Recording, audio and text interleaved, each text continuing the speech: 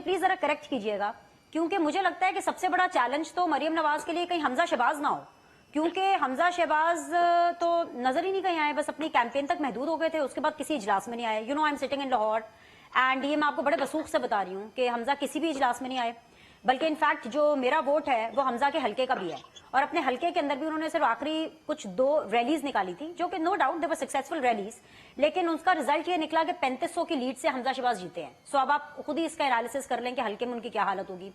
इसके अलावा वो मरियम नवाज को उन्होंने मुबारकबाद भी नहीं दी। इतना बड़ा माइलस्टोन है कंसिडरिंग द हाउस ऑफ शरीफ्स, जिसमें खवातीन को बढ़ चढ़ के आगे आने के बारे में 10 दफा सोचा जाता है कि करिए कि ना करिए, लाना है कि नहीं लाना, उसमें ना कोई मुबारकबाद ना कुछ। तो मुझे तो ऐसा लगता है कि हमजा शहबाज चैलेंज होंगे, मतलब क्या मुझे इग्नोर करना चाहिए इस चीज को, कि आप इसके ऊपर कुछ बात करना पसंद करेंगे? खानदानी मामला क्या है कि मैं इग्नोर कर दूं कि यू रियली थिंक कि Hamza is going to create a lot of hurdles for Maryam Nawaz?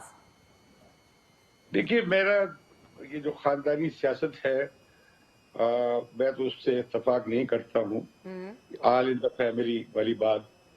लेकिन इसमें हम देखते हैं कि शहबाज शरीफ अपने राइट में, यानी अपने तौर पर सियासी लीडर नहीं बन सके। वो हमेशा अपने भाई की तरफ देखते हैं, वज़ीर आज़म बनने के बाद भी देखते रहे, अब फिर अपने बड़े भाई की तरफ देखेंगे, क्योंकि उनका अपना सियासी इमेज वो नहीं बना पाए।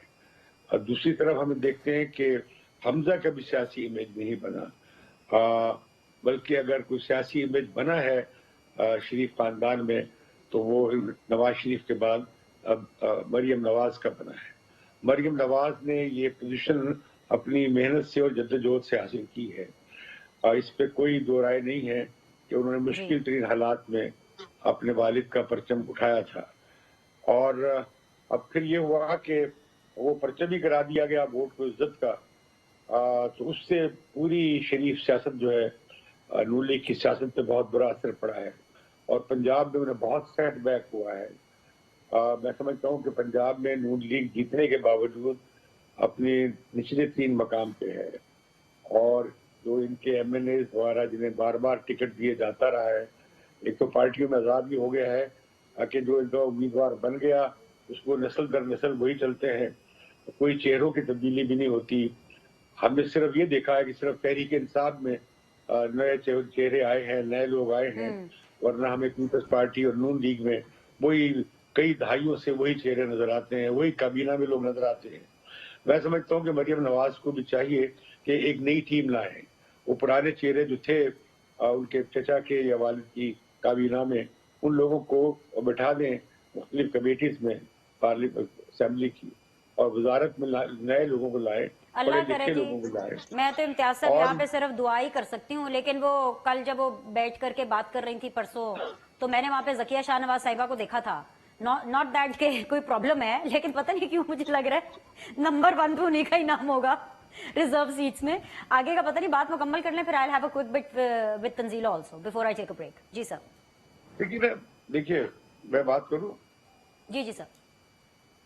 देखिए, ये पंजाब को आइसोलेशन में नहीं दे सकते। हाँ। दूसरी बात यह है कि मुस्लिम लीग का मुस्तकबिल क्या होगा, इसका ताल्लुक पंजाब से है, क्योंकि पंजाब में उनके सामने बहुत बड़ा चैलेंजर है तहरीक इंसाफ, और उसकी साथ नई जनरेशन तकरीबन चली गई है नौजवानों की, और तो ये बहुत बड़ा खला है नून लीग के लिए या खुद मरियम के लिए कि उन्हें कैसे नौजवानों को कैसे राग़िब किया जाए, या ये जो अभी डिबेट मुल्क में चल रही है वो क्या इस पे पोजीशन ठीक लेती है। हैं। क्योंकि मैं समझता हूँ कि ये जो इंतखाबात के हवाले से कंट्रोवर्सी बनी है फॉर्म 45 और 47 के हवाले से, मेरा मशवरा है ये जो पार्टियां हुक्मरान पार्टियां बनने जा रही हैं कि इनके उम्मीदवार क्यों नहीं अपने फॉर्म 45 और 47 पब्लिकली आके पब्लिक के सामने पेश कर देते, क्योंकि एतराज तो उनकी कामयाबी पे हो रहा है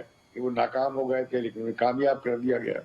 ये तहरीक इंसाफ को भी चाहिए कि भाई किसी एक हल्के का रिजल्ट तो आप सामने ले आए, आके देखिए ये असल रिजल्ट ये है और 47 में ये गड़बड़ की गई है, क्योंकि वो तो बहुत बड़ा जुर्म है, उसकी तो सजा भी है 3 साल की जो रिटर्निंग अफसर इस तरह की कार्रवाई करता है।